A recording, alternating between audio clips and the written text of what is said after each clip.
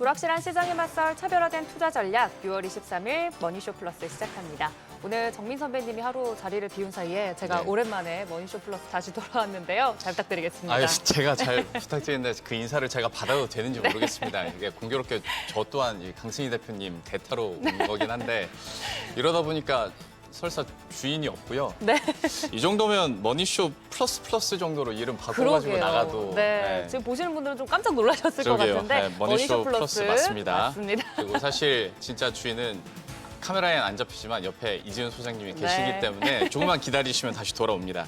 네, 맞습니다. 일단 저희가 뭐 이렇게 웃으면서 얘기는 했습니다마는 중동 이슈에 대해서는 지난 주말 사이에 꽤 강력한 쇼킹한 뉴스들이 있었고 그런데 사실 제 개인적으로 더 놀라운 것은 참 네. 막판 들면서 네. 시장을 그냥 개인들이 들어 올리는구나 라는 부분이었습니다.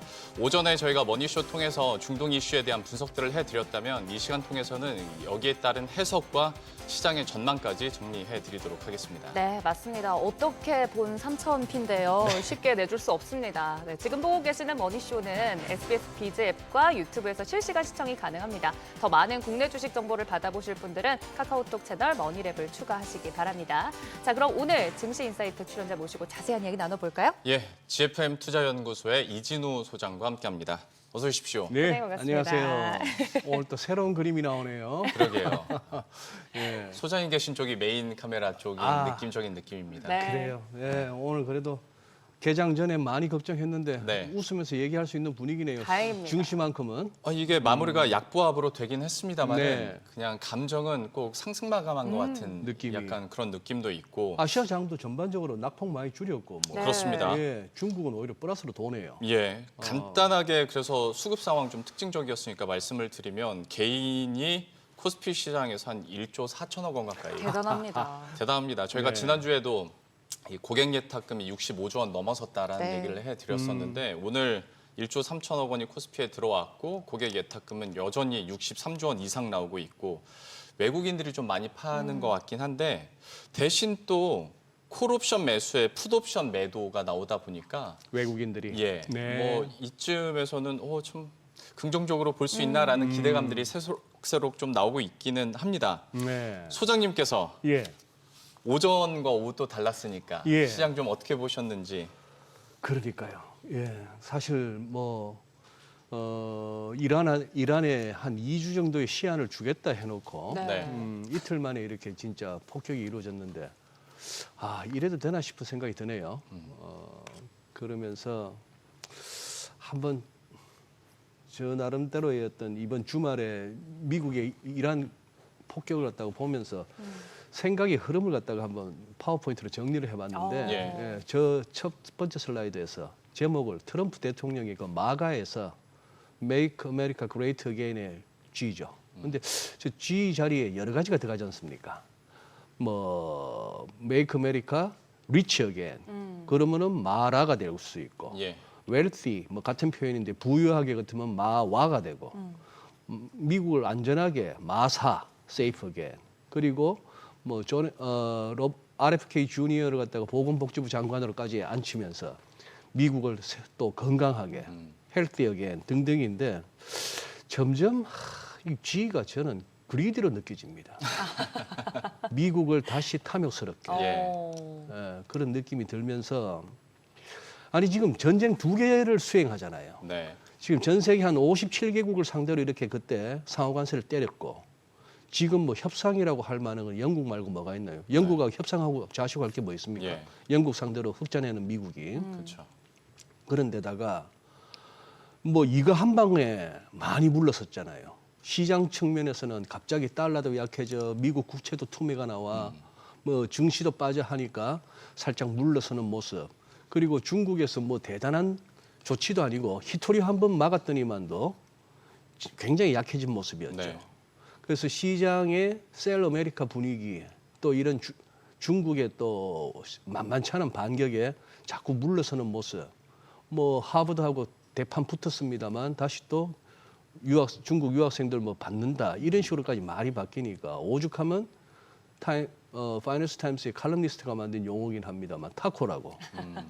일종의 조롱이죠. 네. 이런까지 됐고 이거는 관세 전쟁이라면은 자 이제 여기 이란과 이스라엘의 전쟁 여기에 이제 개입했습니다. 2주 예고하더니 전격적인 공습 이 부분에서 어떤 신뢰성 뭐 아무리 전쟁 중에 어떤 뭐 심리전 선전전 심지어 김한술까지도 동원되는 게 미국의 전쟁이라고 합니다만 조금 여러 가지 신뢰 측면에서는 이제 누가 더군다나 왔다 갔다 하던 트럼프 대통령의 말인데 예. 누가 더 믿겠나 싶기도 하고 심지어 이거는 이제 이 장면은 뉴스에서도 많이 나왔습니다만 B2 전략 폭격기가 이 뭡니까 이거 벙커버스터 네. 진짜 뭐 지하 몇백 미터 파고 들어가서 폭파한다는 이 폭탄이 이게 이제 투하하는 훈련 모습이 나왔고 실제 상황은 뭐 주로 자료 화면에서 관찰 안 된 것 같습니다만 네.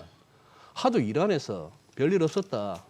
우리 뭐 우라늄 농축 물질은 딴 데로 옮겼다 이런 예. 소리 하고 입구만 좀 파손됐다 이러니까 심지어 이제 그 소리까지 나옵니다. 진짜 벙커버스터 저 떨어뜨린 거는 맞아? B2가 가긴 간 것 같은데 뭐 이런 얘기까지 나오니 예. 얼마나 모양새가 좀 우습게 돼버렸습니까? 음. 그리고 이제 미국 내에서도 마가 진영에서도 좀 이렇게 전쟁은 아니잖아라고 했던 네. 그리고 트럼프 대통령이 늘 했던 얘기가 뭐 전쟁은 안 된다, 사람 죽으면 안 전쟁만은 된다 안 하겠다. 했던 그것이 진짜 무색하게 되니까 진영 내에서도 그렇고 또 여러 가지 요즘 들어서 이제 이렇게 되니까 과연 미국이라는 나라가 국가 시스템이 움직여서 꾸려지는 나라인가 아니면 대통령의 독단적인 그 모든 걸로 다 가느냐 예. 의회고 뭐고 다 존재감이 없어져 버렸잖아요. 네. 그러다 보니 이것도 보면은 조금 한번 생각해 볼 만한 겁니다. 지난 6월 14일은 그날이 그 뭡니까 미국 군대 프레이드도 했고 이날이 또 공교롭게 또 트럼프 대통령의 생일하고도 겹치기도 했는데 이날 자체에 또 미국 전역에서 노 킹스 데이라 해서 그렇죠. 우리는 왕을 원하지 않는다 하는 상당한 시위가 벌어졌습니다. 가디언지에서 이제 사진 인용하고 각 지역도 이렇게 메모를 했습니다만 저는 이 사진은 지금 불법 입국자 추방하는 거 반대 시위하는 그 장면이나 사진들하고는 느낌이 많이 다릅니다. 거기에는 다들 멕시코 국기를 들고 나와서 그렇게 시위하는 와중에 꼭 그런 일에는 또 끼이게 마련인 예. 불순 세력들의 약탈, 방화 뭐 이런 것들 범죄가 막 횡행되다 보니까 그런 한데 여기는 미국 시민들 같아요. 분위기가. 들고 나온 것도 다 미국 깃발입니다. 예. 미국 성족입니다. 이런 식의 이제 반발을 갖다가 과연 이렇게 무시할 수 있겠는가 하는 생각도 들고요. 그런 상황이고 시장 측면으로 보자면은 다들 이제 유가 그러고 있죠. 네. 유가 그러고 있는데 지금 보시다시피 지금 이거보다도 오히려 지금 프리장에서 미국 지수 선물 빠지는 게 점점 하락폭이 줄어들고 있고 예. 유가도 마찬가지예요. 그런 식입니다. 그래서 지금 유가 보시면은 요거 지금 제일 끝에 일봉이 오늘 흐름을 얘기하는데 처음에 아침에 개장하자마자 4% 넘게 시작해서 장중에 4.63%로 갔습니다만 이거 5분을 못 버티더라고요. 네. 그냥 쭉 밀려서 지금 현재 전일 대비 상승은 상승입니다만 유가 그렇게 별로 오르지도 않았고 이제 호르무즈 해협 이제 이란 의회에서는 의결했다지만 결국 끝에 가서는 하메네이가 최고 지도자가 이제 결정을 해야 되겠다는 예. 건데 요 부분 폴리마켓 여기는 진짜 사람들이 재미로 그냥 한번 말로 설문 차원이 아니고 돈 태워진 거 보세요. 지금 이거는 7월 전에 6월 말까지 호르무즈 해협이 봉쇄될까 거기에 서로 배팅하고 있는데 지금 확률을 31% 정도밖에 안 보죠. 네. 여기 뭐 200만 불 넘는 돈이 지금 태워져 있습니다. 반면에 아래쪽은 그러면 연내에는 연말까지는 호르무즈 해협이 봉쇄될 수 있을까는 지금 조금 더 높은 그걸로 아직 과반에는 못 미치죠. 사실 뉴스 처음 들었을 때는 뭐 60% 이쪽도 50% 가까이 치솟았습니다만 그래서 시장도 이쪽이 그렇게 봉쇄가 그리 쉬운 일은 아니다. 뭐 이렇게 보는 것 같고 우리 시장도 이거 보세요. 이거 뭐. 지금 이거 이미 차트로 설명 안 되는 장이 와버렸잖아요. 네. 네. 보니까 2,680 넘었을 때가 컸고 그 다음에 전고점, 직전 고점 의미 있었던 요 2,880 내지 90, 쉽게 말해서 2,900 올라서고 나서도 지금 쭉쭉쭉 그렇게 했습니다. 아침에 개장 전만 해도 3,000피 1일 1,000원이야 했는데 1일은 아니고 못 가도 3일 1,000원은 가겠고 이거 분위기 봐서는 뭐 지금 그겁니다. 자꾸 2020년, 2021년 장 동학개미 운동 뭐 이런 얘기할 때 그때가 떠오르긴 합니다만 처음에는 감당 못했잖아요. 네. 예. 약간 그런 분위기네요. 그러면 사실 제가 그 해석을 좀 듣고 싶어서 네. 시장에 대한 저도 이해가 안 가는 부분이 호르무즈 해협 봉쇄로 인해서 유가가 뛰는 건 그때 일이니까 차치하고서라도 선물이나 외환 시장에 특별히 더 깊이를 갖고 계시니 여쭤보는 건데 뉴스만 보고 있노라면 지금 진짜 대단한 큰일이 난 것 같은데 외환과 선물 시장 보면 이스라엘이 이란 습격하기 이전이랑 사실 천지개벽했다고 보긴 힘들고 그때 이슈에 따라서 좀 변동성이 커진 정도란 말이죠. 네. 그러다 보니까 이걸 보고 심각한 건 아닌가 해서 개인들이 더 좀 적극적으로 들어오는 감도 없지 않아 있는데 왜 정작 가장 민감하다는 외환이나 선물 시장에서 예. 이런 쇼크가 없고 아니면 큰 하락이 없고 좀 이렇게 쭉 옆으로 갈 수 있을까요? 이제 아시아 시장 전반적으로도 그렇고 미국 지수물 흐름을 보나 이래저래 보나 지금 이걸 갖다가 전쟁 때문에 이 랠리에서 발을 빼고 싶지 않다는 어떤 그 시장 심리인 것 같아요. 시장 심리인 것 같고 문제는 이게 지금 우리가 현재 사고 있는 게 개인들이라는 거. 예. 이것도 이제 초기에는 지금도 뭐 계속 돈이 들어오지 않겠습니까? 돈이 들어오는데 그 부분을 갖다가 과연 이제 과거의 경험이나 과거 전적 때문에 네. 결국 이러다 끝에 가서는 결국 또 개인 매수세 너무 광분하다가 또 이렇게 물리는 거 아니냐 하는 우려는 늘 깔려 있죠. 네. 깔려 있긴 한데 모르겠습니다. 저렇게 해서 상황이 결국은 진정되는 걸로 가든지 하면은 모르겠는데 좀 제가 봐서는 어쨌거나 다소 시장 개인의 적극적인 매수는 어떻게 보면은 배팅입니다, 저거. 그렇죠. 미국 아까 이렇게 두 개의 전쟁 수행 중이라고 했는데 네. 두 분은 어떠신지 또 시청자분들은 어떻게 보시는지 저희 우리 흔히 하는 말로 괜찮으시겠어요? 뭐 감당하시겠어요? 하는 그런 약간 상대를 갖다 조금 우습게 볼 때 우리가 우스갯소리 비슷하게 하는 말이 있는데 저 감당될지 모르겠어요. 안 그래도 그래서 지난주에 제가 다른 분께 드렸던 질문 중에 하나가 이거 감당하겠어요? 그래서 중국이 대만 이슈 들고 오면 거기까지 개입할 지금 여력이 있을까에 대한 궁금증이 있었거든요. 그 정도로 사실 미국은 되는 게 하나도 없는 상황이고 물량은 다 밖으로 내보내고 있는 상황이다 보니까 여기에 대한 리스크 짚어주신 건 충분히 타당한 것 같습니다. 네. 그리고 뭐 역사라고 할 것도 없고 우리 과거의 경험만 보더라도 베트남전에 그렇게 수렁에 빠졌었죠. 그죠? 저는 그때 제일 황당했던 게 그때만 해도 그 105mm 곡사포 시절인데 그걸 제가 뉴스에서 봤어요. 그걸 갖다가 월남전 시작하고 100만 발째 발사한다고 약간의 뭐 기념식 비슷한 걸 했단 말이죠. 아니 포탄을 갖다 100만 발 쐈는데 포탄 한 발에 베트콩 한 명만 죽여도 100만 명입니다. 근데 전쟁이 끝이 안 나잖아요. 베트남전 그랬죠. 아프가니스탄 그랬죠. 무슨 뭐 이란 이라크전도 한 8년 9년 끌었지만 그거 뭐 해결 못하죠. 이랬던 그걸로 본다면 거기다가 아무리 맥이 뭐 여력이 있겠어라고 합니다만 땅덩어리로 보나 인구로 보나 그리고 뒷배를 보나 아무래도 중국 러시아는 아직도 그쪽이라는 거 아니에요. 예, 그렇게 본다면은 이게 감당되겠어요 하는 거하고 관세도 마찬가지입니다. 저는 깜짝 놀란 게 일본의 재무장관이었나요? 뭐 미국 국채 보유량을 어떻게 할 것인가 등등도 다 뭐 우리가 협상하는 자리에서 얘기해 볼 수 있다. 이거 좀 방송에 적합하지 않은 용어입니다만 일본이 개기기 시작하는 거예요. 미국에. 어디 그런 얘기를 할 수 있냐 말이죠. 이거는 그럴 수밖에 없는 것이 아니 세게 나가니까 물러서네. 근데 조금 약한 모습 보이니까 약속까지 안 지키면서 그냥 지 패네.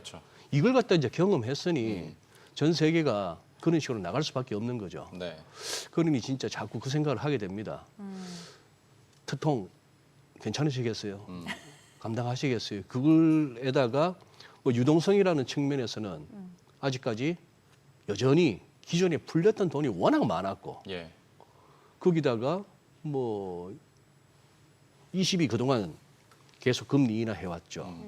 뭐 유럽의 EU 회원국들이 아닌 유로존이 아닌 나라들도 스위스, 스웨덴, 노르웨이 할 것 없이 지난주에 뭐 동시다발적으로 금리 인하하죠. 네. 등등이 보면은 그리고 우리도 지금은 사실 어떻게 보면은 유동성 가불 랠리죠. 뭐 추경을 비롯해서 여러 가지 유동성이 더 들어올 것이라는 것은 충분히 예상할 수 있는 상황에서 돈이 풀린 것도 아님에도 불구하고 기존에 있던 돈만 갖고도 지금은 기대감으로도 이만큼 들어왔는데 실제 그렇죠. 돈 풀리면은 뭐 그런 측면에서 장이 강하게 버틴다고 볼 수 있겠습니다.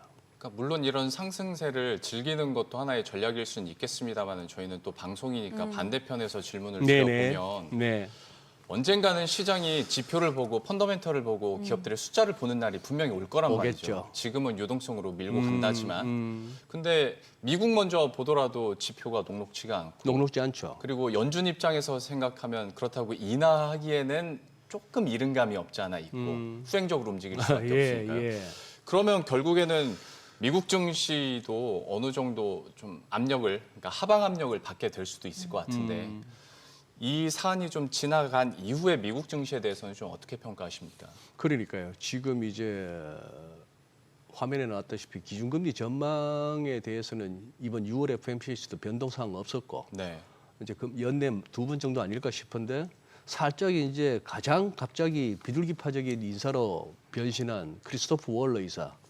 아무래도 차기 연준 의장 후보 중에 상당히 뭐 캐비넛이나 크리스토프 월러 정도 이렇게 회자되니까 예, 그런 면도 있기는 합니다만 빠르면 7월 이런 얘기도 하는데요. 그래요. 영롱앵커 말씀하신 대로 지금 이 지표 자체는 미국도 좋지는 않습니다. 네. 지난주 나왔던 것 중에 제일 눈길 끄는 게 경기 선행지수죠.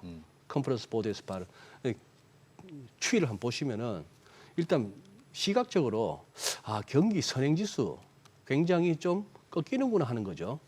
5월 달에 99, 전월비 마이너스 0.1%인데 6개월 연속 이렇게 내려오고 있다는 얘기고 또 이 자꾸 새로운 통계치 발표하면서 그 수정하는 거에서 요즘 참 미국이 좀 신뢰가 안 가는 게 4월은 마이너스 1.1%라 했던 걸 이번에 또 1.4%로 또 예. 하향 수정하더라고요. 로이터 같은 경우는 이런 식으로 기사 제목을 답니다. 이게 리세션 시그널, 경기 침체 시그널을 갖다가 좀 촉발하는 것 같다. 이런 얘기까지 했고 요거 보시면은 장기적으로 볼 것 같으면은 뭐 1980년대부터 해서 이렇게 하늘색의 경기 선행 지수고 요거는 이제 미국의 GDP입니다만 확실히 경기 선행 지수가 꺾이고 나면은 실질 GDP도 이렇게 성장률이 꺾이고 예. 요거는 그러니 이게 무시할 수는 없는 그런 높은 상관관계는 갖고 있죠. 다만 실물 경기를 갖다가 어느 정도 예측하는데 유의미한 이 경기 선행 지수임에도 불구하고 시장하고는 하는 거죠. 시장하고 하는 건데 자 필라델피아 제조업 지수도 마찬가지. 제가 보기엔 이거 뉴욕의 엠파이어 스테이트 지수보다도 필라델피아 쪽에 이 제조업 활동 지수가 어떻게 보면 미국의 제조업 쪽은 더 밀접하지 않나 싶은데 말이죠. 이것도 지금 3개월째 마이너스의 위축이에요.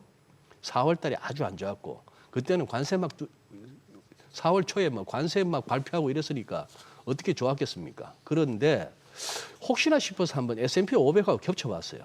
S&P 500하고 같은 시기에 맞춰서 겹쳐보니까 확실히 이렇게 좀 연관성은 있습니다. 그러네요. 연관성은 있는데 최근 들어서는 어떻게 이 부분은 좀 무시되고 있다. 경기 선행지수 앞서 살펴본 거나 지금 여러 가지 뭐 하드 데이터에 조금 악화되는 것 같다가 시장을 무시하고 있다는데 근데 문제는 한눈에 보더라도 약간 버겁기는 버겁습니다. 예.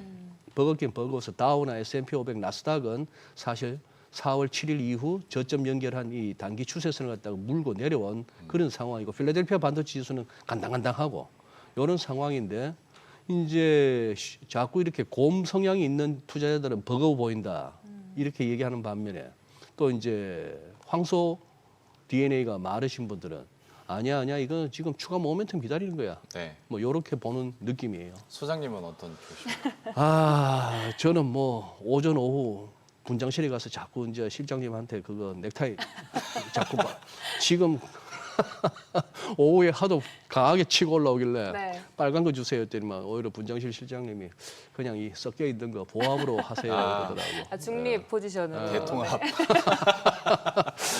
막 비겁하게 이럴 수밖에 없는데 네. 조금 더 기술적으로만 보자면은 자 미국의 월가 친구들이 좋아하는 51선, 101선, 201선 중심으로 해서 한번 살펴봅니다. 이게 나스닥이에요. 나스닥인데 지금 분위기로 봐서는 뭐다? 역사적 고점 얼마 안 남았으니까 내친 걸음에 그냥 이란 뭐 게임이 되겠어. 뭐 관세 어차피 뭐 결국 밀어붙일 거 아니야. 돈 많잖아. 뭐 이런 식으로 해서 가든지 조금 더 올라가든지 뭐 할 수는 있겠습니다만 지금 보면 묘하죠. 지금 빨간색이 51선인데 예. 51선이 101선 101선 201선까지 뚫고 내려와서 데드 크로스 나왔다. 그 데드 크로스 나왔던 그러고 나서 이제 관세 때문에 쿵 했습니다만 이제 벌써 이게 어느덧 살짝 51선이 101선, 201선을 오히려 골든 크로스로 갈까 할 정도까지 뭐 그런 식으로 이제 나오고 있고 필라델피아 반도체 지수도 마찬가지예요. 기술적으로 접근하자면 여기서 더 사기가 사실 손이 안 나갑니다. 이 엄청난 매도 다이버전스가 보이는데 그런데 이걸 딛고 가느냐. 지금 뭐 지난 금요일 날은 또 그 뭡니까 미국산 장비 중국에 못 들어가 뭐 그 반도체. 방침 예. 때문에 반도체 지수도 조금 밀리고 반도체 관련 주식도 밀렸고 우리 삼성전자도 조금 이렇게 휘청합니다만 그러나 지금 요 부분 차트상으로 기술적으로 심리적으로 봐서는 좀 버거워 보이는데 이게 가자면 또 할 수 없는 겁니다. 가는 거예요. 그렇죠. 예. 지금 뭐 그저께 지난 주말에 2차 전지가 왜 뛰었겠습니까? 뭐 재료가 있었나요? 근데 이래저래 보니까 그동안 공매도 쳤던 외국인들 보기에 이 정도면 뭐 닫아주자 싶었던 그랬는데 또 이제 아마 그거 없었으면은 이란 공습 얘기 없었으면 아마 2차 전지 조금 그 탄력으로 조금 더 갈 조금 더 수도 갔을 있었겠습니다만 텐데. 또 이제 재료가 안 도와주니까 저쪽은 저렇게 되고. 네. 뉴욕 증시에 대해서는 어떤 한 방향성으로 이야기하기에는 지금은 조금 어려운 네. 타이밍인 건 예. 맞는 것 같습니다. 그럼 국내 증시 이야기로 가보죠. 네. 코스피 3천 이야기 나오고 있는데 네. 삼성전자 안 가요. 네, 그래서 상대적 박탈감을 느끼는 투자자분들이 많다 이야기가 나오고 있는데 SK 하이닉스는 또 반면 잘 가지 않습니까? 네. 소장님 어떻게 분석하고 계십니까? 그러니까요.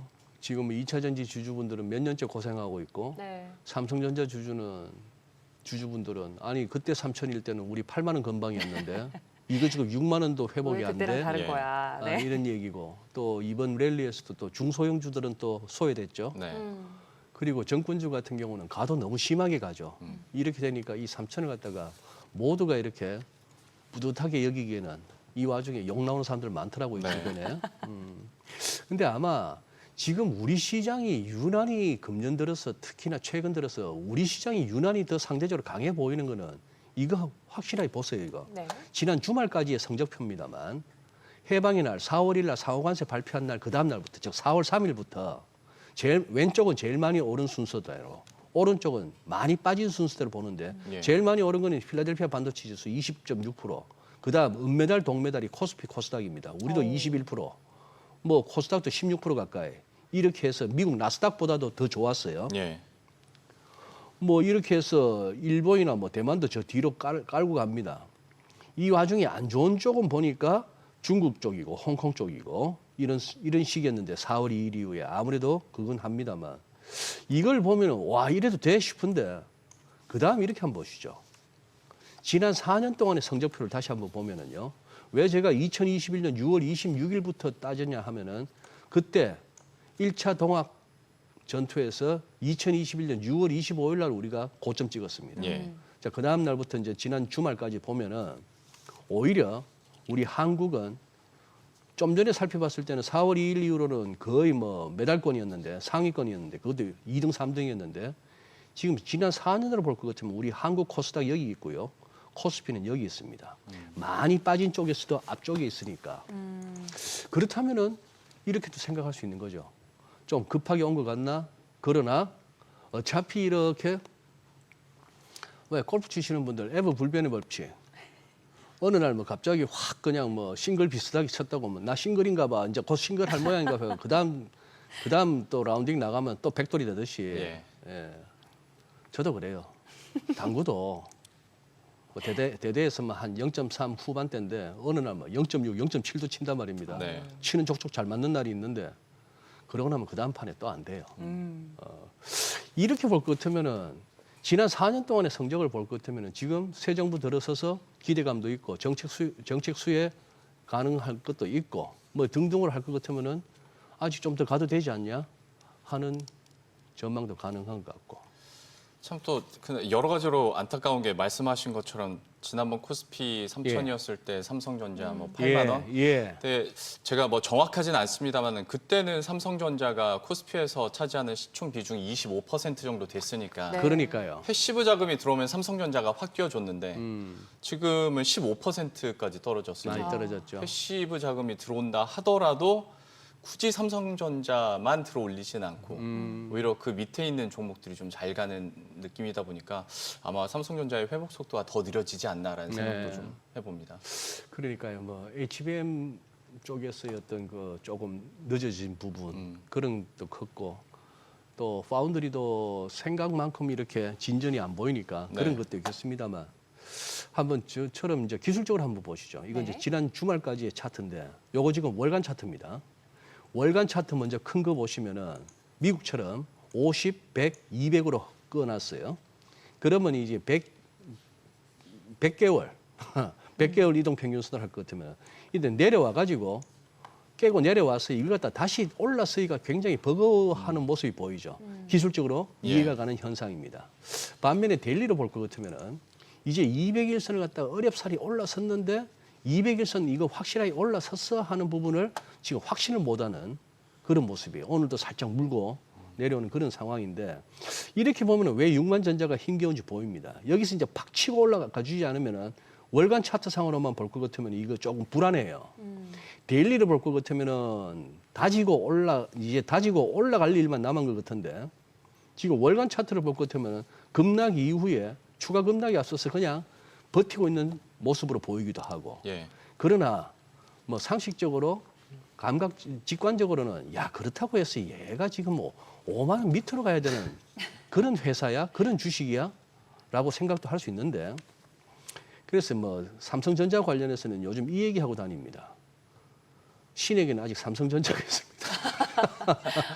명대사. 이순신 장군의 상유 10인데 네. 그때 선조 임금한테 올던 교 중에 뭐 신금 전선 상유 12 그 대목 아닙니까? 네. 신에게는 전선이 아직도 12척이나 있습니다인데 이때 3,300 찍고 할 때 그때 뭐 88,000원, 8만 원대였던 것이 네.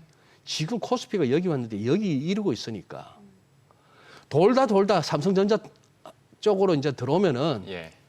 다른 애들은 또 빠지는 와중에 지수는 버티거나 더 올라가겠죠. 네. 뭐 그렇게 한번 기대해 봅니다. 아. 그렇군요. 또 삼성전자 많은 분들이 가지고 있는 종목이다 보니까 예. 자세하게 좀 이야기를 해주셨는데 환율도 잠깐만 짚어보자면 아무래도 최근 시장 체질이 바뀐 게 외국인 투자자들이 수급적으로 많이 들어왔기 때문이라고 해석들을 해주시더라고요. 근데 환율 쪽으로 보면 오늘 꽤 많이 튀었거든요. 많이 튀었죠. 선생님. 네, 환율 예. 어떻게 보십니까? 환율도 이렇게 한번 보시죠. 지난 4월 2일 이후로 지금 보시면은 이 빨간색은 달러 대비 강세를 보였다는 의미입니다. 파란색은 달러 대비 약세를 보였다는 의미고 네. 우리 원화 보세요. 거의 뭐 러시아 루블 다음으로 강하죠.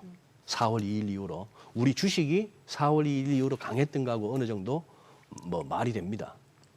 그런데 또 지난 4년 동안을 살펴볼 것 같으면 뭐죠? N 다음으로 우리가 약했어요. 그러니 야 그러면 달러 환율 조금 더 강해져도 되겠네? 라는 생각을 일단 해볼 수는 있는데 지금 현실적으로 약간 좀 그러네요. 지금 시장 흐름으로 봐서는 이란 이런 것도 있어서 그런지 몰라도 현재는 요 일간 기준선 공방입니다만 뭐 조금 위로 가야 될 것 같아요. 가야 되는데 하나 기술적으로만 접근하자면은 그동안 하락폭의 절반이 1,420원입니다. 그렇기도 하고 또 이렇게 일목균형표상에 이 두터운 구름대 또 상단이 1,420원이니까 아 저거 위로까지는 잘 안 가겠구나. 그러나 조금은 위로 튈 수는 있겠다. 근데 환율 뛰는 것까지도 증시는 됐고요 하는 거 보니까 우리 개인들이 지금 아주 작심한 것 같습니다. 이 장 못 먹으면 큰일 날 것처럼 지금 덤비고 있네요. 네, 환율에 대한 부분까지 짚어봤습니다. 그럼 여기까지 듣도록 하겠습니다. 이진호 소장님과 함께했습니다. 소장님 고맙습니다. 네, 고맙습니다.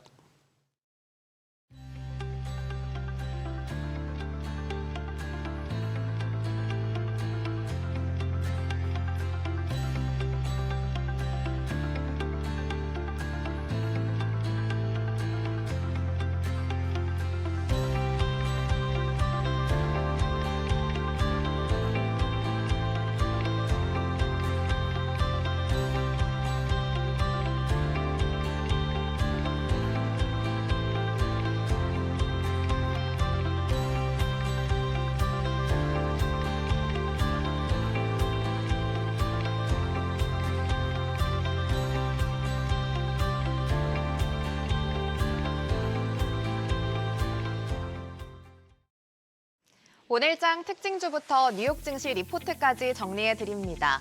먼저 오늘 우리 증시에서 가장 주목받은 섹터 혹은 테마부터 정리해 볼 텐데요. 미국이 이란의 핵시설을 공격하면서 이란 의회가 세계 주요 원유 수송로인 호르무즈 해협 봉쇄를 의결했습니다. 호르무즈 해협은 전 세계 원유와 액화 천연가스 물동량의 20에서 30%가 지나가는 핵심 경로로 봉쇄 시 원유 공급 차질에 따른 유가 급등이 불가피할 걸로 전망되고 있습니다. 이에 따라 오늘 석유 관련주들이 강세를 보였는데요. 먼저 석유 유통사인 중앙에너비스는 장중 상한가를 기록했는데 그 상승폭을 약간 줄이면서 마감가는 24%대 오른 24,250원에 마감했습니다. 흥구석유도 오늘 두 자릿수 상승 보여줬습니다. 17%대 오르면서 18,270원에 마감했고요. 극동유화는 오늘 3%대 오르면서 3,600원대에 SK가스는 5%대 오르면서 25만 8천원에 거래를 마쳤습니다. 이원도 오늘 3%대 오르면서 관련주들이 일제히 강세 보였습니다. 해운주도 오늘 동반 강세를 보였습니다. 호르무즈 해협이 실제로 봉쇄될 경우 공급망 차질에 따른 운임 상승과 함께 전쟁 위험에 따른 리스크 프리미엄이 더해지면서 해상 운임이 급등할 거란 분석 때문입니다. 이에 따라 STX 그린로지스 오늘 12%대 오르면서 11,350원에 거래 마쳤고요. 흥하해운도 두 자릿수 올랐습니다. 15%대 오르면서 2,230원에 마감했고요. 대한해운은 오늘 3%대 강세 보이면서 1,730원. HMM도 오늘 2%대 오르면서 23,550원에 거래 마쳤고요. 펜오션도 오늘 0.6%대 강세 보였습니다. 이어서 뉴욕 증시 종목에 대한 투자 의견 정리해드리겠습니다. 오늘은 글로벌 제과업체 몬덜리즈 인터내셔널과 중국의 인터넷 기업 네디즈, 자율배달 로봇 기업 서브로보틱스까지 세 가지 종목 살펴보겠습니다. 첫 번째 종목은 오레오로 유명한 글로벌 제과업체 몬덜리즈 인터내셔널입니다. 현재 주가는 68달러 선이고요. 목표 주가는 71달러 선으로 제시됐습니다. 최근 코코아 가격이 4배 가까이 급등하면서 영업이익률이 전년 대비 2.7% 하락했습니다. 하지만 몬덜리즈 인터내셔널은 허쉬 같은 초콜릿 중심 경쟁사 대비 오레오, 리츠크래커, 포스트 시리얼 등 제품 포트폴리오가 다양해서 마진 방어력이 높은 편입니다. 최근 유럽에서는 중소 초콜릿 업체들이 파산하면서 대형 업체에 인수되고 있고 글로벌 코코아 파쇄량도 감소 중인데요. 증권사에서는 이런 흐름이 코코아 가격의 하방 압력을 키우는 요인으로 작용할 수 있고 코코아 가격이 안정된다면 수익성 반등이 기대된다고 분석했습니다. 두 번째 종목은 중국의 인터넷 기업 네디즈입니다. 현재 주가는 128달러 선 지나고 있고요. 목표 주가는 142달러 선으로 제시됐습니다. 올해 1분기 게임 매출은 전년 대비 15% 증가하면서 3분기 만에 가장 높은 성장률을 기록했습니다. 모바일 게임 매출은 신작 부재로 부진했지만 PC 게임 매출이 85% 급증하면서 전체 실적을 견인했습니다. 1분기 영업이익률은 7.8%포인트 개선되면서 역대 최고 수준을 기록했고요. 2분기에는 마케팅 비용 정상화로 수익성 개선 여지는 다소 제한되지만 PC게임의 고성장이 이어질 걸로 전망됩니다. 증권사에서는 현재 주가가 1분기 실적 발표 이후 23% 상승했지만 여전히 글로벌 경쟁사 대비 낮은 밸류에이션 수준이라면서 성장 가능성을 시사했습니다. 세 번째 종목은 자율배달 로봇 기업 서브로보틱스입니다. 현재 주가는 10달러 선 지나고 있고요. 목표 주가는 16달러 선으로 제시됐습니다. 서브로보틱스는 자체 AI 기술을 바탕으로 레벨 4 수준의 자율주행을 구현했고 이건 전체 운행 중 약 80%를 사람 개입 없이 스스로 주행할 수 있는 수준입니다. 현재 3세대 로봇을 운영 중인데 이전 세대 대비 제조 비용을 65% 줄이고 속도와 운행 시간은 대폭 향상시켰습니다. 본격적인 매출 확대는 올해부터입니다. 배달 서비스 외에도 로봇 외관에 광고를 붙이거나 소프트웨어 기술을 라이선스로 제공하면서 수익을 창출하고 있고요. 현재는 LA와 마이애미에서 운영 중인데 올해 달라스와 애틀란타까지 서비스를 확대할 계획입니다. 또 올해 말까지 로봇 2,000대를 배치할 계획으로 연매출 7천만 달러를 기대하고 있습니다. 오늘은 이렇게 세 가지 종목에 대한 국내 증권사들의 분석 살펴봤습니다. 오늘 밤 뉴욕 증시 투자 전략 세우는데 참고해 보시기 바랍니다. 지금까지 종목 리포트였습니다.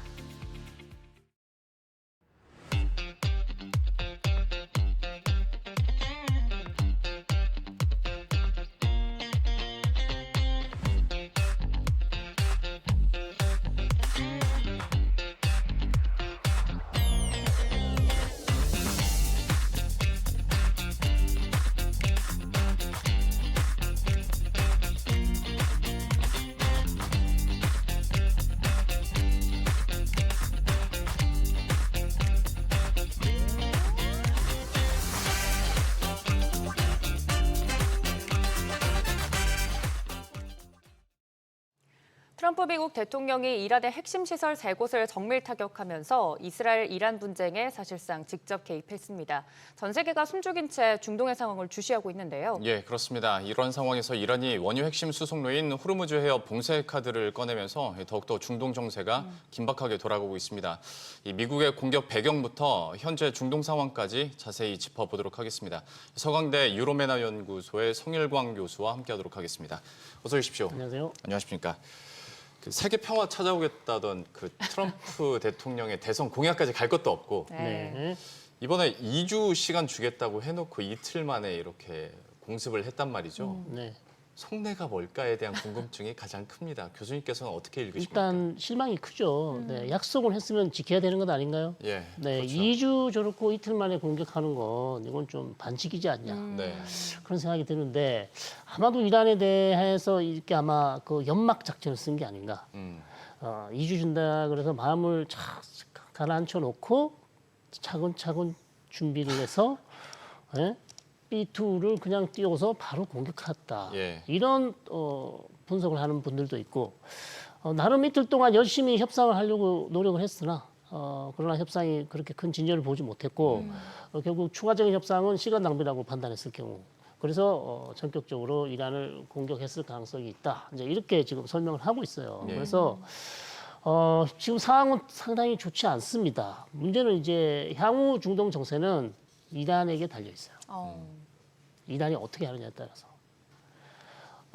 이란이 그냥 이번에 미국한테 이렇게 엄청난 공격을 받고 굴욕적이지만 그래도 여기서 더 미국과의 어떤 새로운 또 하나의 전선을 형성하기보다는 굴욕적이지만 그래도 나라를 지키고 정권을 유지하기 위해서는 다시 그냥 협상 테이블로 돌아갈 것인지 아니면 나는 도저히 자존심 상해서 그렇게 못하겠다.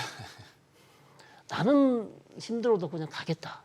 그럼 이러면 계속 이제 버티는 거거든요. 예. 자, 그러면 상황은 더 악화될 수 있는. 그리고 그냥 버티면 되는데 미국의 공격에 대한 어떤 보복을 할 가능성이 아직 있잖아요. 여러 가지 옵션이 있습니다. 호르무즈 해협을 봉쇄한다든지 중동 지역에 있는 미군 기지를 공격한다든지 아니면 걸프 국가에 있는 정유 시설을 때린다든지 예. 뭐 세 가지가 있는데 안 충격적인 게 없어요. 다 충격적입니다, 사실은. 세 가지 시나리오가 다. 예, 이거 세 개 중에 뭐 어느 거를 고르라 하면 사실 고르기도 힘듭니다. 엄청난 것들이기 때문에. 근데 지금 가장 유력한 것은 아무래도 호르무즈 해협을 좀 어떻게 해보려는 게 아닌가 그런 의심을 지울 수 없는 상황이에요. 예. 네, 그러면서도 이란이 원하면 내일이라도 당장 협상을 할 의지가 있다라고 이야기를 하는 거 보니까 미국 내에서도 트럼프 입지가 지금 굉장히 어렵지 않습니까? 네, 안 그렇죠. 하겠다고 전쟁만큼은 안 하겠다고 했는데 네. 같은 편 안에서도 이건 아니지 않나 이야기가 나오고 있는데 아무래도 이란과의 협상을 원할 것 같아요. 협상은요. 본인 혼자 원한다고 되는 게 아니지 않습니까? 손을 맞잡아야 돼요. 나는 절친이 원하고 있는데 왜 너는 왜 안 오냐? 이거는 좀 역지사지가 안 돼요. 네. 이란 예를 들어서 뭐 쉽게 말해서 사람끼리 인간 대 인간이라면 엄청나게 큰 지금 피해를 줘놓고 상당히 모욕적인 행동을 한 후에 왜 협상이 안 나오냐라고 네. 하는 거랑 똑같습니다. 그러니까 협상에 이란이 지금 나오기가 상당히 어려워요. 어렵기 때문에 이른 시일 내에 협상이 될 가능성은 좀 그렇게 높아 보이지 않고 트럼프 대통령이 뭐 국내에서 비판이 많다지만 한 가지 간과하신 게 있어요. 네. 트럼프 대통령 재선이 그렇죠. 필요 없는 네. 분이에요. 네. 재선이 필요한 대통령은 관리를 해야죠. 네. 그렇죠. 네. 이제 뭐 뒤 없이 가도 되는. 예, 예. 한 번밖에 없습니다. 이제 헌법을 바꾸지 않는 이상 네. 이번이 끝이에요. 그러니까 그렇게 뭐 이렇게 걱정할 필요가 없다고 판단할 수도 있어요. 네, 네. 그래서 그런 부분이 좀 작용을 하지 않았을까. 네. 네, 어떤 협상에 있어서 지금 트럼프 대통령의 어떤 말의 무게감은 확실히 많이 떨어진 것 같긴 하고 그러면 조금 더 사안별로 구체적으로 한번 여쭤보자면 호르무즈 해협 봉쇄와 관련해서 근데 이것도 미국 측에서도 약간 긴장하고 있구나라는 생각이 들었던 게 조금 전에 CNBC 보도를 보면 미국 정부가 중국 정부에게 호르무즈 봉쇄는 좀 막아달라라고 언급을 했다라는 보도까지는 지금 CNBC 통해서 왔는데 네. 이거는 뭐 아시아 지역 중국에게도 큰 피해가 될 수밖에 없는 상황이고 그렇죠. 미국도 그렇게 원하고 있는 것 같지는 않습니다. 호르무즈 해협 봉쇄 가능성이나 지금 돌아가는 뭐 상황들을 봤을 때 전망에 대해서는 좀 어떻게 보십니까? 글쎄요, 미국이 중국에게 지금 아무리 마음이 많이 급하긴 급했나 봅니다. 예. 중국에게 이거 SOS를 쳐가지고 이란을 좀 어떻게 다독여 달라 이렇게 얘기를 했던 것 같은데 물론 상당히 저거 막으면 모두가 힘들죠. 이란도 힘들고요, 네. 우리도 힘들고요, 전 세계가 힘듭니다. 근데 또 자세히 살펴보시면 이 세 가지 옵션 중에 쉬운 게 하나도 없는데 그나마 좀 이란에게는 어깨가 그래도 가벼운 게 이거예요. 그나마 선택할 수 있는 게. 네. 자, 미군 기지를 공격하면 트럼프 대통령 어떻게 할까요? 이제 강대강이 되는 그렇죠. 거죠. 강력한 추가적인 군사 보복을 할 가능성도 있어요. 예. 그다음에 정유시설 때리면 국제사회에 엄청난 비난이 있겠죠. 물론 뭐 호르무즈 해협을 막는다 그래서 국제사회 비난이 없는 것은 아닙니다. 분명히 충분히 있을 가능성이 있고 지금 국가안보위원회 결정만 남았잖아요. 네. 의회를 통과했고 그 결정을 좀 지켜봐야 될 것 같고 또 하나의 이제 꼼수가 있어요. 공식적인 호르무즈 해협을 봉쇄하지 않고 네. 효과를 거두는 꼼수가 있습니다. 어떤- 뭐죠? 배를 하나 납품을 하는 거죠. 음, 그냥 지나가는 배를 그것도 이제 강대국의 배를 잡으면 안 되겠죠. 네. 그래서 좀 어떤 국가에 뭐 유조선 하나 그냥 하나가 안 되면 한 두 개를 니네 못 지나간다 데리고 들어가는 거예요 어디로. 자 그러면 갑자기 이 유조선 두 개가 사라졌어요. 소문이 나겠죠. 네. 기사가 보도가 될 겁니다. 이란 혁명수비대가 유조선 두 대를 데리고 갔다. 근데 혁명수비대를 이제 마약 밀매를 한다든지 중요한 뭐 검사를 할 게 있어서 잠시 데려갔을 뿐이다. 근데 하루가 지나도 안 풀어줘, 이틀이 지나도 안 풀어줘, 일주일이 지나도 안 풀어줘, 네. 보름이 지나도 안 풀어줘요. 그럼 이건 사실상 봉쇄의 효과를 낼 수도 있죠. 그러겠죠. 예, 최근에도 아침에도 보도가 났었죠. 배 유조선 두 개가 그냥 돌아갔다는. 네, 네. 예, 자, 그래서 비공식적인 이런 방법으로 어떻게 또 할 가능성도 뭐 충분히 있죠. 일각에서는 그 얘기도 하더라고요. 호르무즈 해협 주변에 기뢰 랜덤으로 네. 설치한 다음에 위치 우리는 모른다라고 그렇죠. 하면 사실 근처에 갈 수가 없으니까 그렇죠.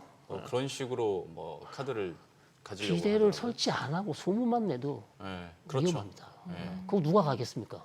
그래서 사실 공식적인 방법이 아니고 비공식적으로 여러 가지 방법으로 사실 호르무즈 해협을 방해할 수 있는 수단이 있지 않냐. 충분히 저는 가능하다고 봅니다. 이렇게 공식적이고 비공식적인 방법을 동원해서 비슷한 효과를 낼 수 있는 시나리오는 여러 가지 있다 네. 말씀을 해주셨는데 이 해협에 대한 이야기가 계속 나오면서 유가가 또 빠르게 반응하지 않았습니까? 네. 일각에서는 유가 200달러 가는 거 아니냐 이런 이야기도 있는데 유가에 대해서는 어떻게 보십니까? 그렇죠. 뭐 호르무즈 해협 막히고 뭐 뉴스가 계속 나면 실제 그것이 사실이 아니더라도 예. 심리적으로 불안하기 때문에 그렇죠. 유가는 뭐 올라가는 거를 막을 수 없다고 봅니다. 그러나 아직까지 완전히 봉쇄한다는 얘기는 없기 때문에 최악의 상황은 아니죠. 그러나 만약 이란 쪽에서 사실 호르무즈 해협을 완전히 봉쇄를 하겠다고 한다면 유가가 천정부지 오를 가능성이 상당히 높다. 그래서 그런 부분에 대해서 만반의 대비가 필요하지 않을까 그렇게 생각합니다. 사실 뭐 우리 시청자 여러분들도 느끼시겠지만 매일 방송이 거듭될수록 국제 유가 전망치가 계속 올라가요. 네. 사실 제가 여기 대타로 왔을 때 80에서 대타세요? 네. 예, 대타입니다. 대타로 왔을 때 뭐 높아야 100달러였거든요. 네. 그러다 이제 200달러까지 지금 올라간 상황인데 이거는 호르무즈 해협 봉쇄가 된다는 전제하에 200달러까지 가는 거니까 한번 상황은 지켜보도록 하겠고요. 이란 측에서 조금 더 실질적인 협상 카드가 또 있지 않습니까? 고농축 우라늄도 있고 네. 과연 이것을 이제 완전히 내줄 것인지 아니면 우리는 비중으로 조절할 것인지는 미국 생각이고 네. 이란 측에서는 지금 그러면 이걸 어떻게 협상 카드로 가려고 아직 할까요? 뭐 갖다 붙다 얘기는 없어요. 근데 확실한 건 자기들이 가지고 있는 것을 만든 것 같습니다. 예, 고농축을 하면 한 60% 이상 되는 거를 400kg 정도라고 지금 그렇게 보도가 되고 있는데 네. 자, 이것은 이제 이미 이 미국과 이란이 핵시설을 공격할 수 있다고 했기 때문에 미리 들어가서 고농축 우라늄을 반출을 한 거죠. 그리고 아주 안전한 안가에다가 지금 보관, 아마 안전한 시설에다가 보관하고 있을 텐데 이것은 이제 협상 카드로 사용할 수 있죠. 자, 우리가 이만큼 가지고 있는데 자, 미국과 어떤 핵 협상함에 있어서 이걸 지렛대로 사용할 수 있고 네.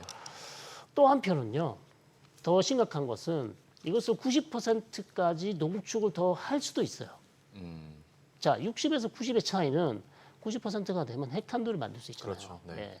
그래서 어디 우리가 할 수 없는 모처에서 또 다른 핵시설이 많이 있기 때문에 사실 이란 내에는 국제사회에 알려지지 않은 핵시설들이 많이 있습니다. 자, 그런데 가서 원심 불리기로 농축을 해서 어느 날 짠 나타났는데 네. 핵탄두를 만들었다. 이렇게 갈 수도 있어요. 아, 물론 뭐 우리가 알 수 없습니다. 그 퍼센트지가 얼마큼 될지는 알 수 없으나 이론적으로는 가능하다는 거죠. 네. 이제 그래서 이런 두 가지 측면이 있기 때문에 협상력으로 이용할지 아니면 더 이상 이제 우리는 우리의 살 길은 핵탄두를 만드는 것밖에 없다. 자, 그래서 그냥 핵으로 가자. 이런 결정을 할 가능성도 높지는 않지만 있다. 이렇게 보는 거죠. 네, 관련돼서 이런 마지막 협상 카드 우라늄 이야기도 계속해서 또 보도가 되고 있는 부분이기 때문에 체크를 또 해봤고요.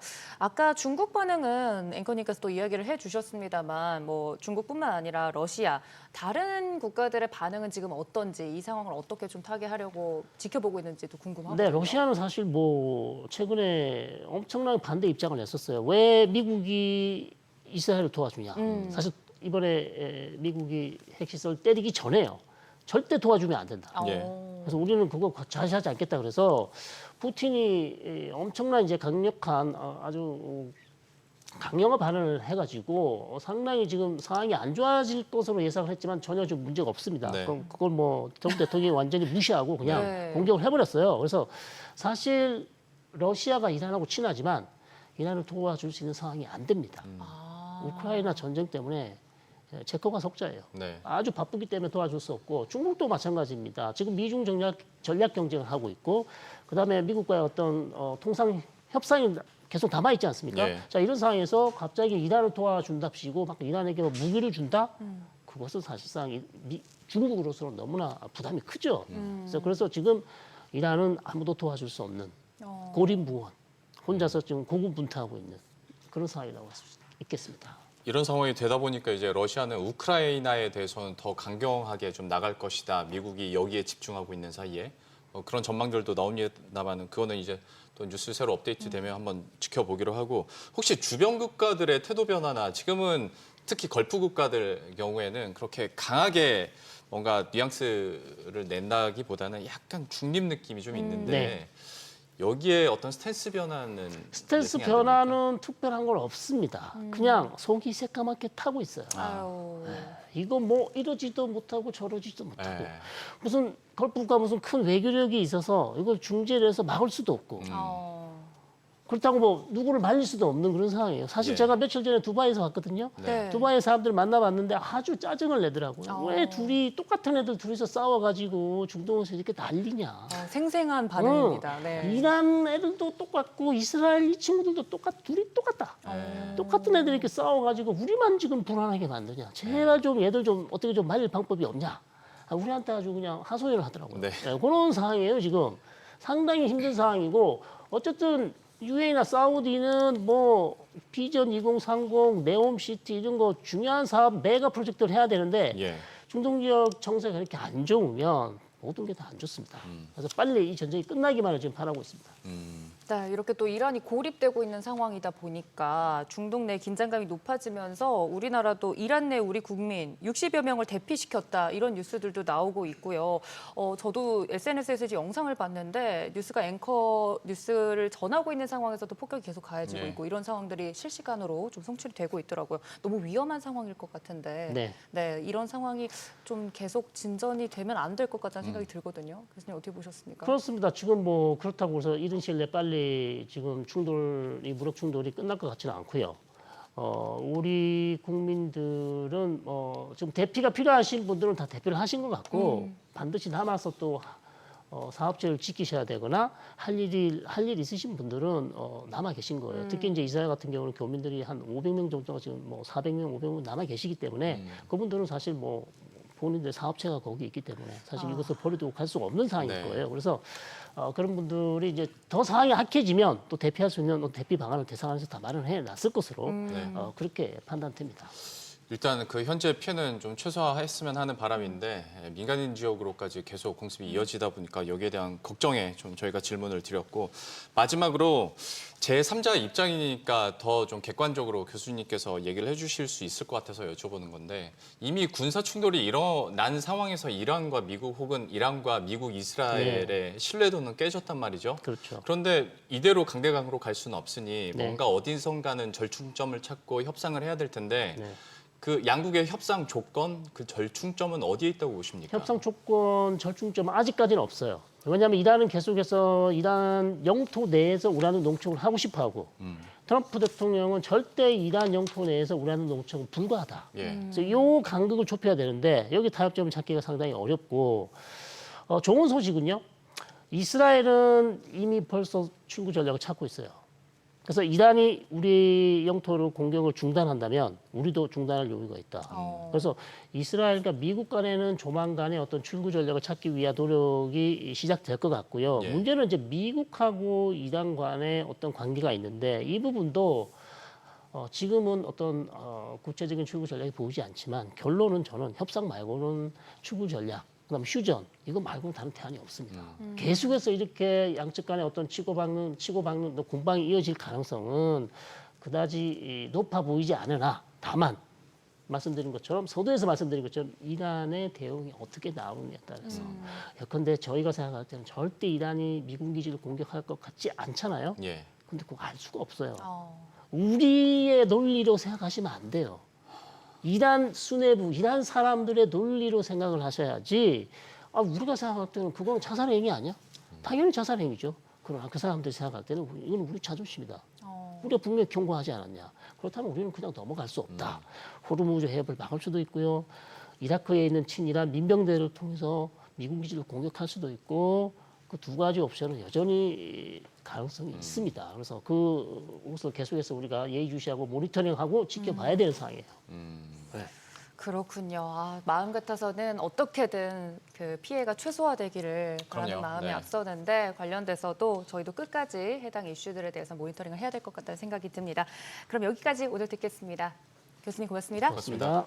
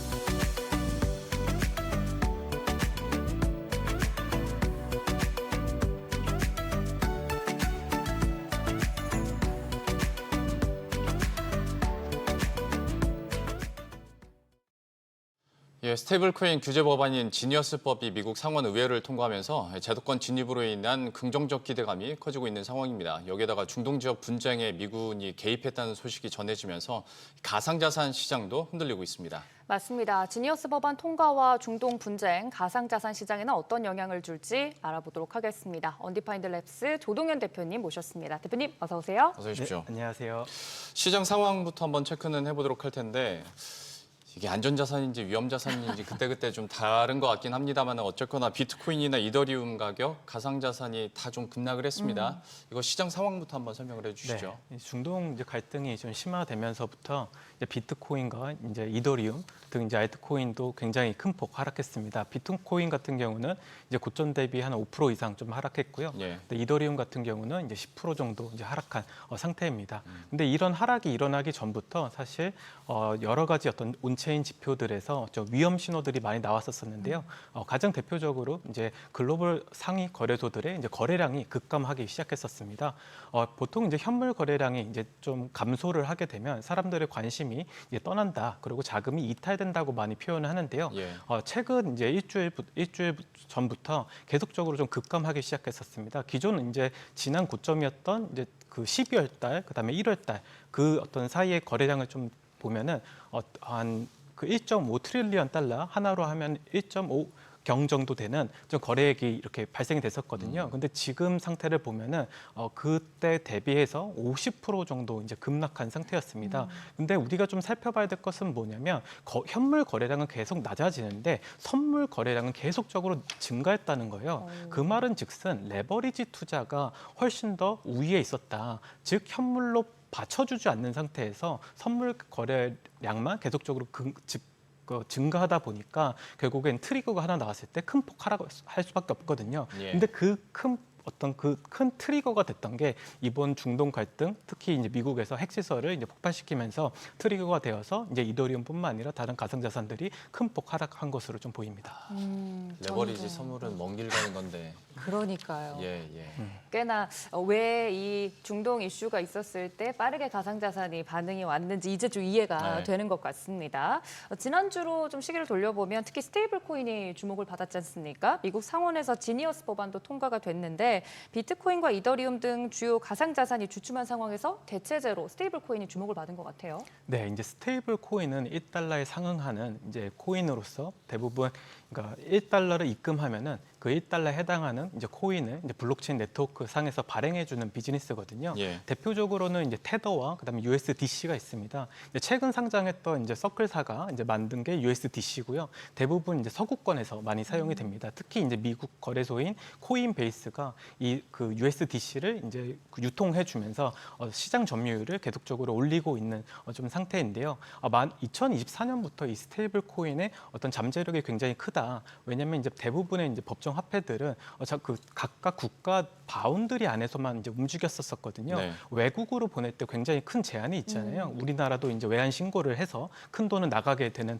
저 절차를 밟아야 되는데 이 스테이블 코인 자체는 국경이 이제 없어지는 겁니다. 그렇기 때문에 하나의 금융 시장으로서 통합되는 과정에서 굉장히 파급력을 갖고 있는 것 같고 우리가 이제 달러 자산을 이제 매입할 때 이제 스테이블 코인을 활용해서 할 수도 있고 우리가 일상생활에서 여러 가지 어떤 페이먼트를 통해서 스테이블 코인으로 지급 결제할 수 있는 지금 상황이거든요. 예. 한국에서는 이게 허용되어 있지 않지만 외국에서는 벌써 이것을 활용하는 사례가 늘어나고 있어요. 그러다 보니까 지급 결제 섹터에서 이 스테이블 코인 활용 사례를 지금 주목하는 것 같습니다. 예. 그러면 얘기 나온 김에 그 지니어스법이 어떤 건지 짤막하게 좀 설명을 해주시고 그리고 사실 이 안에는 의원과 의원 가족은 스테이블 코인으로 이익을 금하게 되어 있잖아요.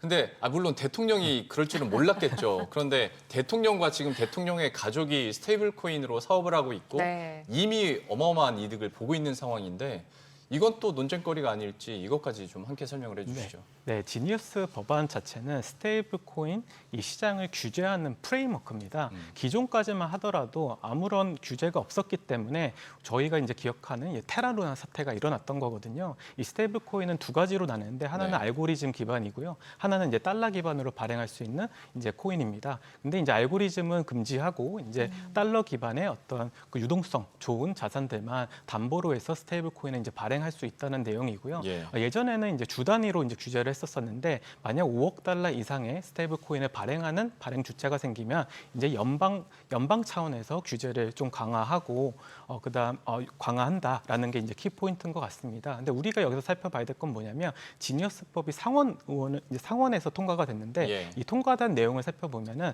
스테이블 코인을 갖고 있다고 해서 이자를 지급할 수 없게 해놨습니다. 네. 근데 사실 이 지니어스법이 한창 만들어지고 주목받았을 때는 이자를 지급받을 수 있다는 그 포인트가 굉장히 매력적이었거든요. 근데 이게 금지됨으로써 앞으로 이게 성장할 수 있을지 굉장히 조금 불확실한 상황이긴 하고요.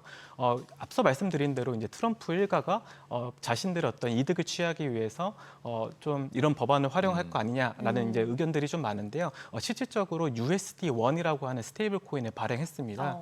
세계에서 가장 큰 이제 거래소인 바이낸스 그 지분을 인수하고 그 지분 인수한 대금으로 이 USD1이라고 하는 스테이블 코인을 발행하는 데 사용했거든요. 예. 그래서 아무래도 이 트럼프 일가가 이 블록체인 시장에 큰 관심이 있고 여러 개 이제 그 밈코인뿐만 아니라 거래소도 지금 만들려고 하고 있기 때문에 이런 스테이블 코인 법안이 이제 통과가 되면 결국 대통령 일가한테 큰 이익을 밀어주는 거 아니냐라고 하는 좀 비판도 좀 받고 있는 것 같습니다. 네, 말씀 주신 것처럼 이해 충돌과 관련된 부분에서는 이야기가 계속 나올 수밖에 없는 부분인 것 같긴 한데 무엇보다도 우리 대표님께서 설명해 주신 것처럼 일단 이 스테이블 코인이 제도권 안으로 들어온다는 점에서 이 법안 통과가 의미가 있는 것 같습니다. 그래서 그런지 빅테크 기업들도 뛰어들 전망이라고요. 네, 맞습니다. 지니어스 법안의 또 한 가지 이제 포인트는 기존의 이제 비은행권 그리고 빅테크 기업들이 자신들의 스테이블 코인을 발행할 수 있도록 열어줬습니다. 예. 근데 이게 어떤 걸 의미하냐면요. 기존에 이제 메타라고 하는 기업이 오래전에 자신들이 스테이블 코인을 발행하려고 했었어요. 그것이 우리가 이제 알고 있는 이제 다임이라고 하는 프로젝트였는데 이제 미국 규제 당국에서 금지했었거든요. 근데 이제 이 지니어스 법안이 그 통과가 만약에 된다고 하면 이제 앞으로 빅테크 기업들이 계속적으로 자신들 스테이블 코인을 발행할 것이고 이 스테이블 코인을 그러면 어디다 이용하냐라고 했을 때 뭐 그 메타 같은 경우는 인스타그램이나 대형 어떤 컨텐츠를 생산하는 플랫폼을 갖고 있잖아요. 그쵸. 수많은 크리에이터들이 존재하고 그 크리에이터들은 서로 다른 국가에 다 있는데 그 법정 통화를 그 전환해서 이제 그 지급을 할 때 스테이블 코인을 활용하게 된다면 비용적으로 굉장히 큰 절감 효과가 있거든요. 이런 것들을 이제 앞으로 빅테크 기업들이 자주 이용할 것이다라고 이제 전망되고 있습니다. 예. 그러니까 이 스테이블 코인을 통해서 미국 정부에서는 더 이상의 국채 발행을 하는 대신에 이걸 통해서 어느 정도 달러에 대한 자산 지위력도 방어를 해주면서도 하나의 결제 수단으로 새롭게 통화를 만들겠다라는 건데 이 말이 되면 일반 사람들이 스테이블 코인으로 결제를 하게 되고 그러면 자금 자체가 기존의 은행에서 일단 민간 특히 뭐 기술 업종으로 옮겨갈 수도 있다라는 건데 실제 이거는 현실 가능한 얘기입니까? 외국에서는 이미 이게 좀 활용 사례가 많이 나오고 있어요. 예. 저희가 많이 사용하는 이런 페이먼트 어플을 이제 설치하고 거기에 이제 스테이블 코인을 갖고 있으면요 어느 나라에서도 결제가 가능하거든요. 근데 이 수수료 자체도 기존에 이제 비자나 마스터카드 같은 카드를 이용하는 것보다 훨씬 더 저렴합니다. 네. 그렇기 때문에 이제 우리가 해외 여행 갔을 때 그 환전소를 통해서 이제 법적 통화를 바꾸잖아요. 그런 것들이 이제 없어질 수 있다는 거죠. 그런 차원에서는 은행이나 이제 금융권에서 이제 큰 타격을 볼 수 있기 때문에 지금 비자뿐만 아니라 마스터카드는 3년 전부터 이 스테이블 코인에 대해서 굉장히 큰 연구를 해왔습니다. 그래서 이제 마스터카드 같은 경우는 지금 문샷이라고 하는 페이먼트랑 이제 파트너십을 해서 스테이블 코인을 발행하려고 하고 있고요. 비자 같은 경우는 로빈후드랑 이제 컨소시엄을 맺어가지고 이 스테이블 코인을 발행할 계획을 갖고 있어요. 그래서 기존 금융권들도 이 스테이블 코인을 활용해서 자신들의 이제 그 지위를 계속적으로 공고히 하기 위해서 좀 노력을 하고 있다. 그런 측면에서는 이 산업이 계속적으로 커져도 결국 그 어떤 플레이어들의 지각 변동은 좀 없지 않을까라는 생각을 하고 있습니다. 저는 근데 이 지점에서 좀 궁금한 점이 각국의 중앙은행들이 비슷한 CBDC 사업을 이미 진행을 하거나 연구를 하고 있지 않습니까? 근데 어떤 결제 수단이나 통화에 대한 비중이 뭐 예를 들어서 아마존이 한다고 했을 때 아마존의 스테이블 코인으로 가게 된다면 물론 달러 자산이겠습니다만은 어떤 각국 중앙은행들의 통화 정책에 대한 효용성이 떨어질 수밖에 없을 텐데 이거는 좀 어떻게 보십니까? 효용성이 떨어지는 어떤 비판을 많이 좀 하고 있는 것 같아요. 근데 실질적으로 이 규모 자체가 크지 않을 거거든요. 그래서 저는 개인적으로 생각하는 게 이게 글로벌 그러니까 전 세계적으로 예를 들어 원화 스테이블 코인을 만든다고 하면 예. 그 해외에 있는 사람들이 원화 스테이블 코인으로 어떤 활동을 할 수 있어야 되잖아요. 근데 그런 것들이 굉장히 이제 제한되기 때문에 자신들의 이 플랫폼 내에서 사용하는 포인트처럼 어떤 스테이블 코인을 활용하지 않을까. 그리고 그런 것들이 법정화폐의 어떤 지위나 투명성을 해치지 않을 거다라고 좀 생각을 하고 있습니다. 예. 네, 그래서 말씀 주신 것처럼 이 원화 스테이블 코인에 대한 그러니까 국내에 이 스테이블 코인을 도입을 한다고 했을 때의 이야기들이 여러 군데에서 나오고 있는 것 같아요. 근데 이 스테이블 코인에 대해서도 많은 분들이 궁금해하는 점도 있습니다만 실질적으로 잘 사용이 되려면 입법 논의가 좀 빨라져야 되는 부분이 있을 것 같은데 여기에 대해서도 정말 다양한 의견들이 나오고 있죠. 네, 지금 원화 스테이블 코인에 대한 기대감이 이제 크다 보니까 네. 주식 시장도 반응하고 있는 것 같아요. 카카오페이가 예. 네, 오늘도 네. 많이 올랐더라고요. 그리고 이제 카카오페이가 이제 지난 이제 금요일에 자신들의 상표권을 등록했더라고요. 네. 그러다 보니 빨라요. 무언가 하지 않을까라고 하는 이제 기대감이 이제 네. 반영된 것 같은데요. 근데 이제 워낙 이 스테이블 코인 자체는 좀 성숙해지려면 시간이 오래 걸릴 것 같습니다. 사실 2023년도 6월 달에 일본에서 자신들의 엔화를 기반으로 스테이블 코인을 발행하려는 시도가 있었고 그 규제 프레임워크도 다 완비해가지고 출시를 했었거든요. 근데 한 번도 들어보신 적 없으시잖아요. 네. 그리고 사용해 본 적 없으시잖아요. 네. 그거만큼 사실 이 스테이블 코인이 전 세계에 퍼져서 이제 사용되기까지는 굉장히 오랜 시간이 좀 걸리는 겁니다. 그렇기 때문에 원화 스테이블 코인이 지금 논의되는 단계인데 이게 앞으로 더 커질 거다라는 것은 너무나 그 미래 가치를 일찍 땡겨온 것 같고요. 제가 개인적으로 생각했을 때는 이 스테이블 코인의 가장 큰 활용도는 그 국경 없이 전 세계 사람들이 공통 좀 사용할 수 있다는 게 가장 큰 장점 같아요. 예. 근데 이 원화는 사실 어떤 기축 통화가 아니잖아요. 네. 그렇기 때문에 해외 사람들이 이 원화 스테이블 코인을 많이 사용할까라는 어떤 의문이 좀 있습니다. 예. 사실 저도 그 부분에 대한 질문이 있었는데 저도 잘은 모르지만 스테이블 코인 자체의 조건이자 필수 요소가 글로벌 범용성이라고 알고 있거든요. 근데 원화 스테이블 코인이 왔을 때 저도 원화를 쓸 것 같지는 않습니다.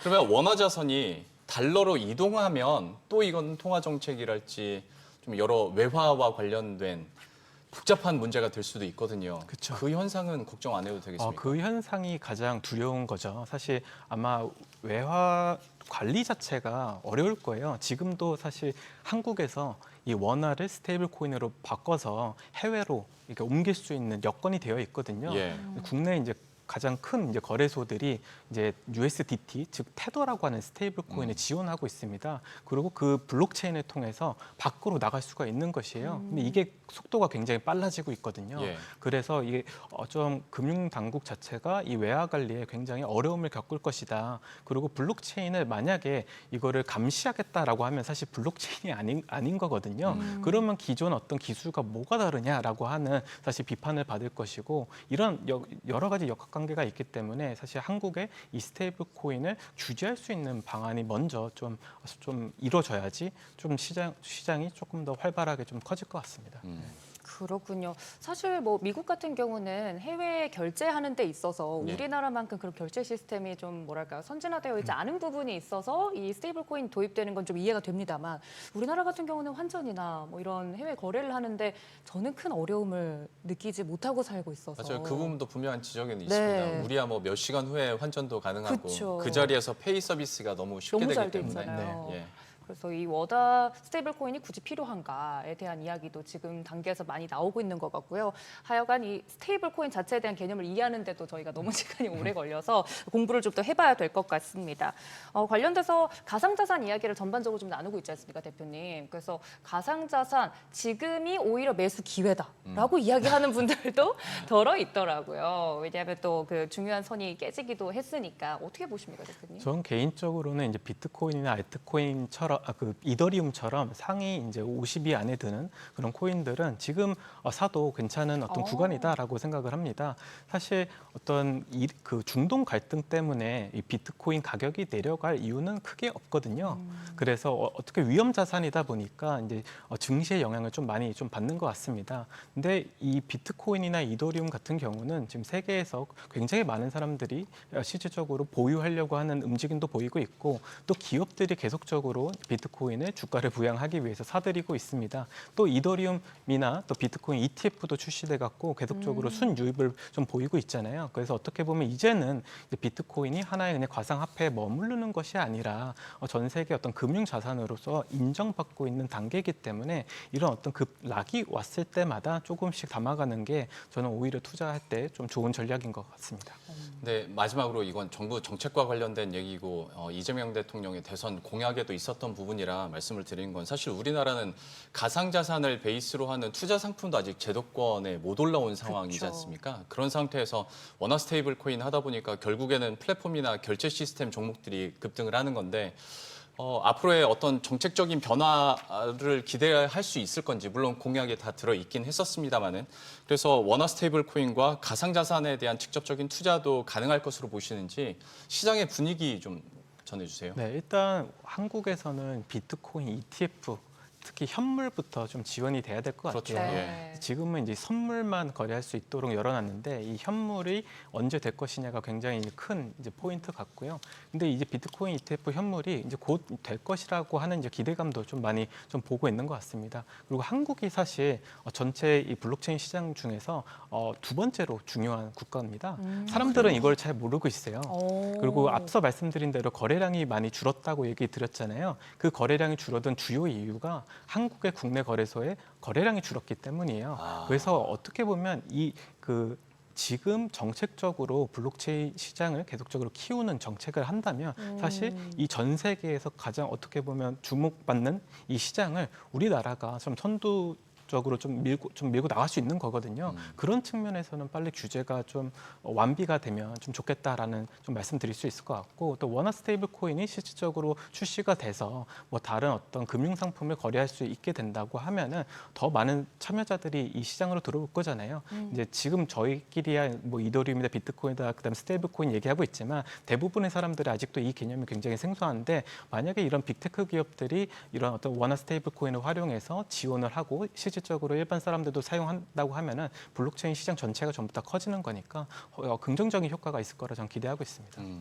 저희가 생각한 것보다 어깨가 무겁네요. 네, 많은 비중을 차지하고 있다고 하니까 이번 공약으로 또 내건 만큼 가상자산 시장이 얼마나 활성화될지도 저희가 쭉 지켜봐야 될 것 같습니다. 예. 그럼 오늘 여기까지 듣겠습니다. 대표님 고맙습니다.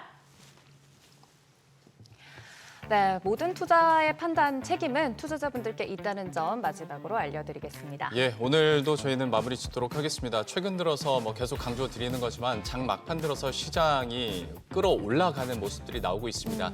유동성에 따라서 파티는 즐기시되 또 이제 종목별 차별화는 더 심각해지고 있으니 여기에 따라서 유한 투자 전략은 계속 좀 업데이트를 하셔야 될 것 같습니다.